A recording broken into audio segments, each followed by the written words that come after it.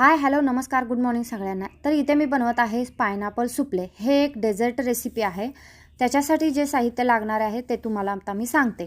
हे आहे pineapple jelly, vanilla pudding, सोर क्रीम, कंडेन्स मिल्क आणि पायनॅपलचे क्रंच आणि एक बाउल। सगळ्यात आधी बाउलमध्ये सोर क्रीम मी काढून घेतलेले आहे। त्यामध्ये नंतर मी कंडेन्स मिल्क ॲड केलेला आहे। त्याच्यानंतर मी त्याच्यामध्ये व्हॅनिला पुडिंग ॲड केलेला आहे। तिन्ही साहित्य एकत्र करून झाल्यानंतर व्यवस्थित मिक्स करून झाल्यानंतर त्याच्यामध्ये आपल्याला पायनॅपलचे क्रंच ॲड करायचे आहेत आणि ही पायनॅपल जेली सगळ्यात मागून ॲड करायची आहे। पायनॅपल जेली ऑप्शनल आहे, आवडत असेल तर घाला, नाही घातलं तरी चालते। माझ्याकडे होती घरात म्हणून मी तयार करून घालत आहे।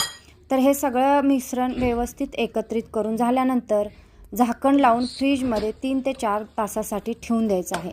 3 ते 4 तासानंतर हे एकदम सेट होतं आणि हे थंड रेसिपी छान लागते। थंड असेल तर हे चांगलं लागतं।